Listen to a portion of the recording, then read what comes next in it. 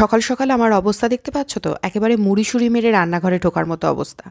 সকালবেলা ঘুম থেকে উঠে থেকে যেইমাত্র জলে হাত দেওয়া শুরু হয়, মানে জলের কাজ শুরু হয়, সেই সময় থেকেই কিন্তু ঠান্ডা আরও বেশি পরিমাণে লাগতে শুরু করে। তো যাই হোক, কী করা যাবে, শীতের হোক আর গরমের হোক, সকাল থেকে কাজকর্ম তো করতেই হবে।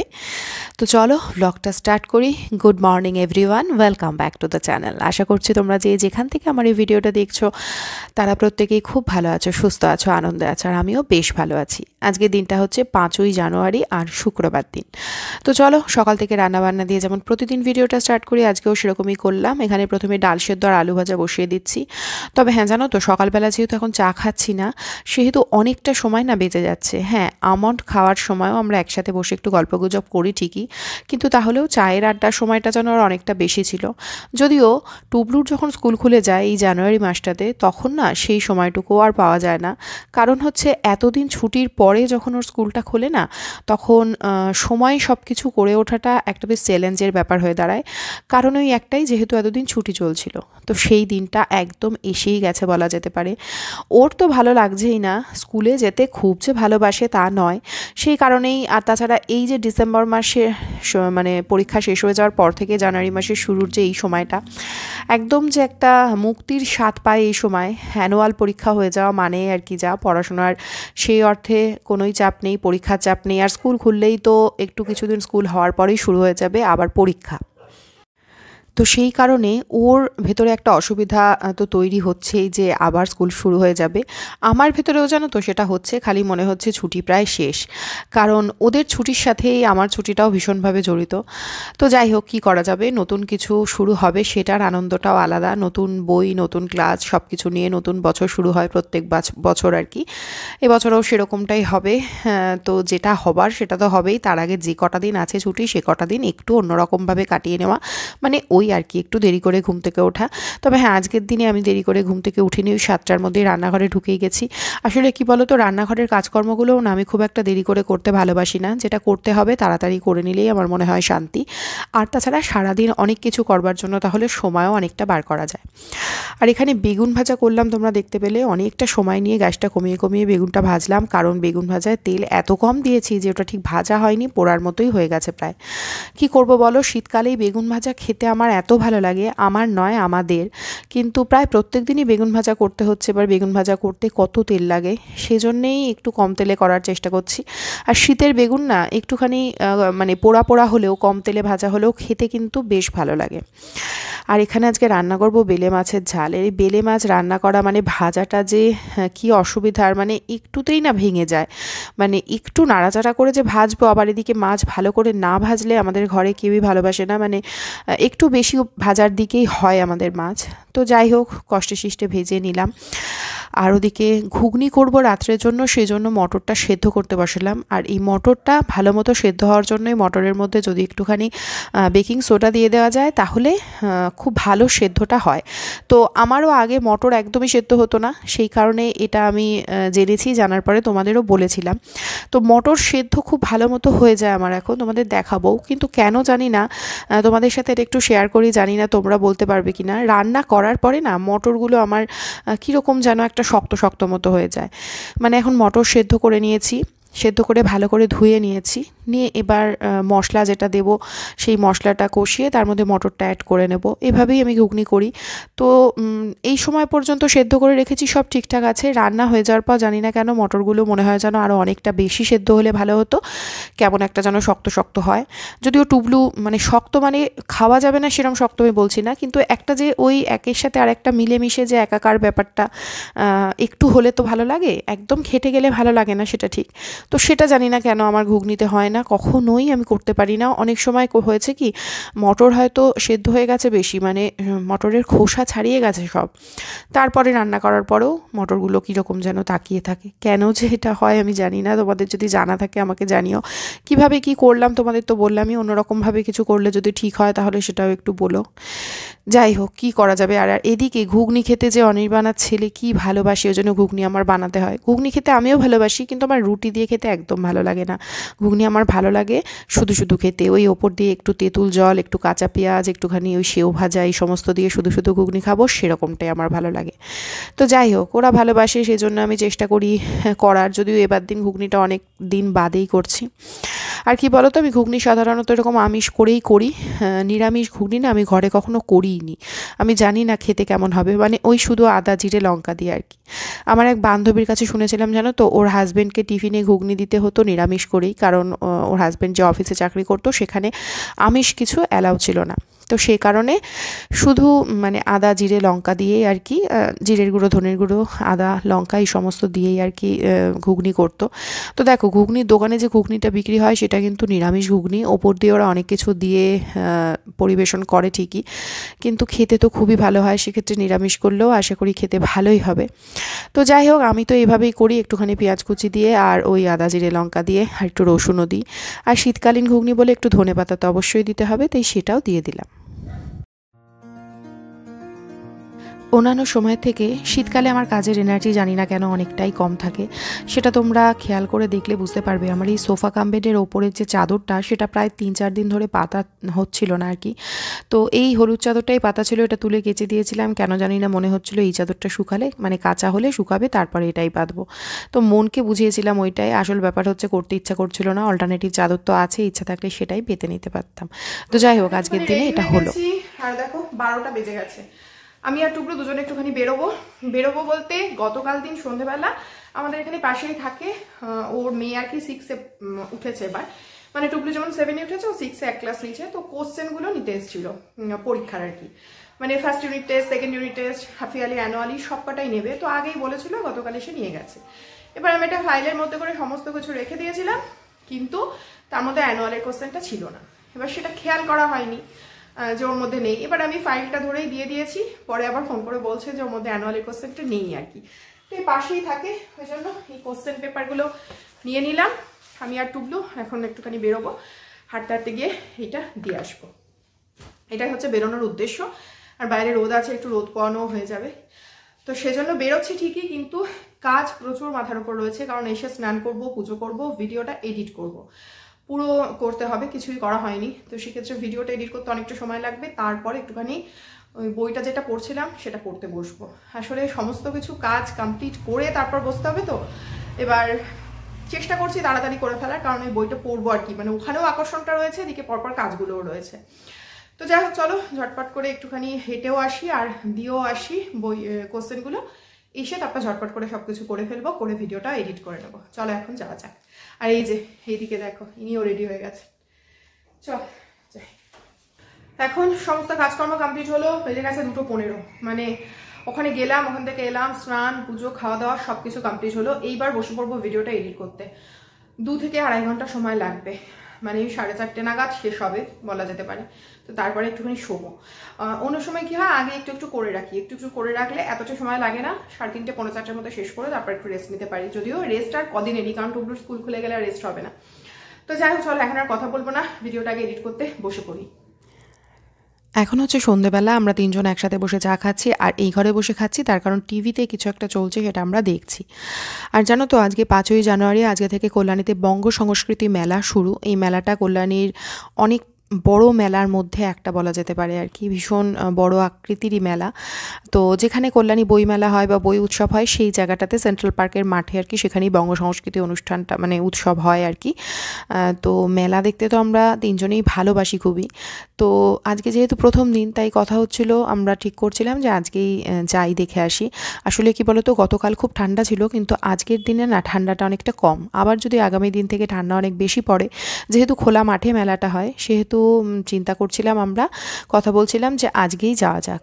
তো যেটা সিনেমা মানে টিভিতে দেখছি আর কি, সেটাও ছেড়ে যাওয়ার মতো ইচ্ছা হচ্ছিল না। এদিকে যাব কি যাব না সেটা নিয়ে ওই জন্য কনফিউশন হচ্ছে। যেহেতু মেলাটা আজকেই শুরু, অনেক দিন থাকবে, পরবর্তী যে কোনো দিন গেলেই হবে, এরকমটাও মাঝে মাঝে কথা হচ্ছিল। আবার মাঝে মাঝে ভাবছিলাম যে না, আজকের দিনেই ঘুরে আসা যাক। তো যাওয়া হবে কি হবে না এটা নিয়ে কথা বলতে বলতে এত দেরি হয়ে গেল। দেখো বেজে গেছে প্রায় 8:45। তো ফাইনালি যাওয়া হচ্ছে। আমি রেডি হয়ে নিয়েছি আর ওরা দুজন নিচে চলেও গেছে। তো চলো এখন বেরোনো যাক, কারণ অলরেডি লেট হয়েই গেছে। তো মেলায় ঢুকে আমরা তিনজনই হাসতে শুরু করেছি, কেন জানো? আমরা তো অবাক হয়ে গেছি, আজকে প্রথম দিন মেলা বলে মেলায় আজকে টিকিট মূল্য কিছু ছিল না। তো আনন্দের সাথে তো ঢুকেছি, তবে হ্যাঁ, টিকিট মূল্য যেমন ছিল না, তেমনি সব দোকানও কিন্তু মেলায় বসেনি আজকের দিনে। যেহেতু তোমাদের বললাম অনেকটা বড় মেলা, অনেক দোকান বসে, অনেক রকমের জিনিস নিয়ে বসে, তো চেষ্টা করছি তোমাদের যতটা যা কিছু দেখাতে পারি, আসলে নিজে যতটা দেখতে পারি ততটাই তোমাদের দেখাবো। তবে হ্যাঁ, পরবর্তী দিনগুলোতে সমস্ত দোকানগুলো বসবে নিশ্চয়ই, কারণ দোকান তৈরি হয়ে গেছে, দোকানের জিনিসপত্র আর কি এখনও আসেনি সেরকমটা। তো চলো একটুখানি মেলাটা ঘুরে দেখি। এই মেলাটা জানো তো আমার ভীষণ প্রিয়, অবশ্য এই মেলাটাই বা কেন বলবো, সমস্ত মেলাই আমার ভীষণ প্রিয়। মেলা দেখতে আমি জানি না কেন আমার ভীষণ ভালো লাগে। আর টুবলু দেখো এই সমস্ত দোকানে এসেই সাধারণত এই জিনিসগুলো এখন দেখে, এই যে 3D পাজল, যেটা আগে ওকে অনেক কিনে দেওয়া হয়েছে, আমাদের বাড়িতে বানানো অনেক রয়েছে, মানে এই পিচবোর্ড কাটিং রয়েছে, সেটা দিয়ে পাজল রয়েছে আর কি, একটা জিনিস তৈরি হবে।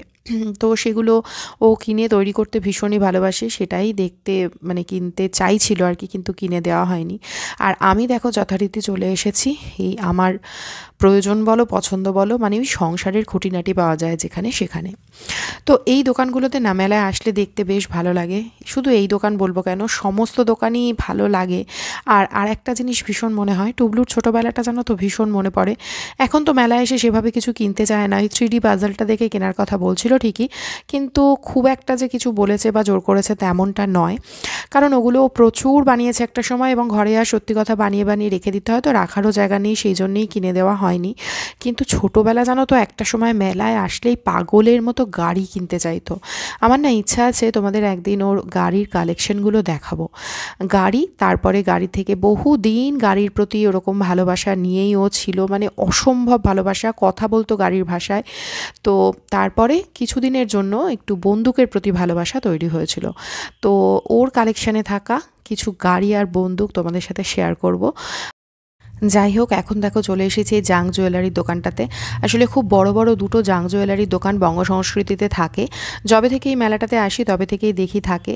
আগে জানো তো এই দোকানগুলোর প্রতি আকর্ষণ অনেক বেশি ছিল, কারণ কিনতে ইচ্ছা করতো। এখন আমি পরতে ভীষণ ভালোবাসি জাং জুয়েলারি, কিন্তু খুব একটা কিছু কেনা হয় না বলে এখন আর সেভাবে কেনার আগ্রহ পাই না। আর তারপরে চলে এসেছি একটা এই পাঁপড় ভাজার দোকানে। পাঁপড় ভাজার দোকান বললে ভুল, এখানে আচার বিক্রি হচ্ছিল বিভিন্ন রকমের এই মুখশুদ্ধি, বড়ি, বিভিন্ন রকমের জিনিস বিক্রি হচ্ছিল।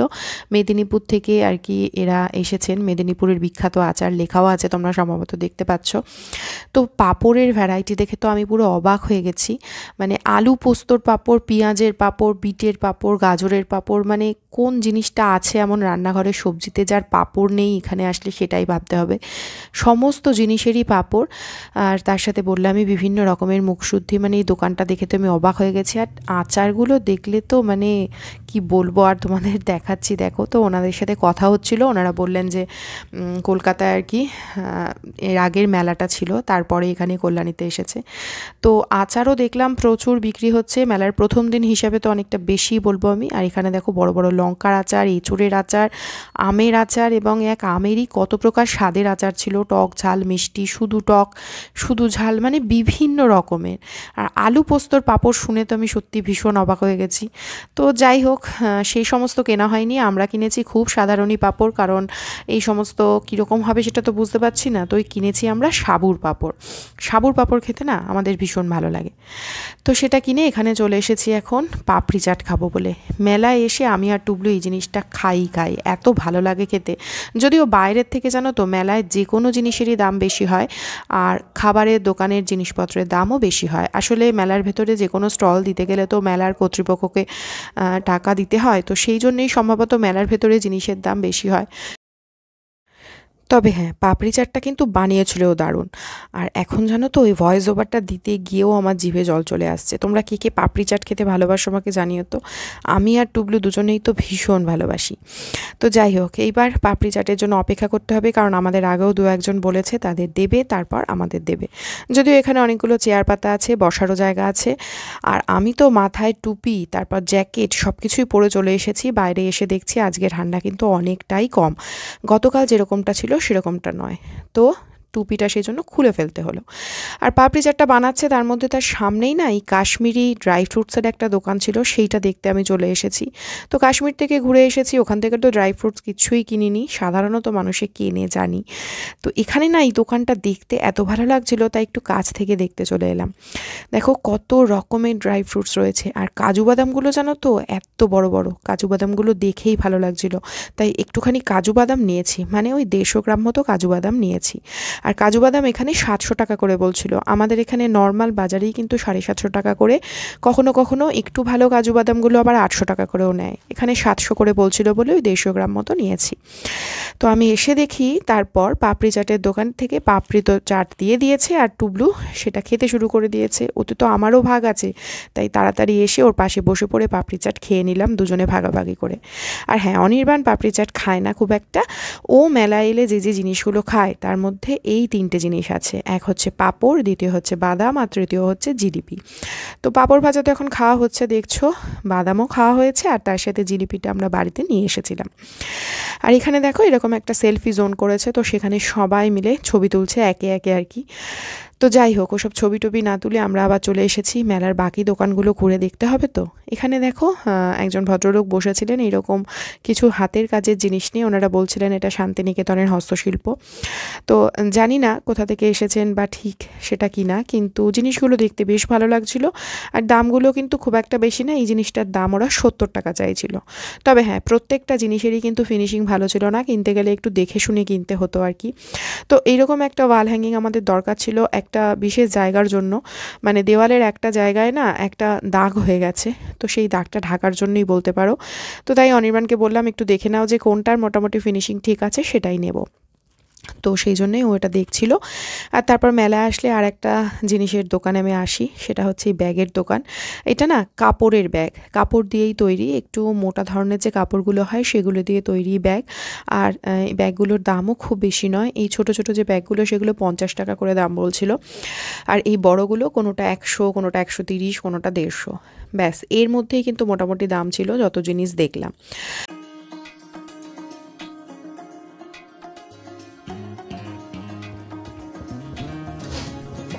তো বাড়িতে ফিরে ফ্রেশ হয়ে গেছি, ফ্রেশ হয়ে ঘুগনিটা গরম করতে বসিয়ে দিয়েছি। দিনের বেলা তো কড়াই ছিল ঘুগনিটা, তোমাদের সাথে শেয়ারও করেছিলাম সেটা।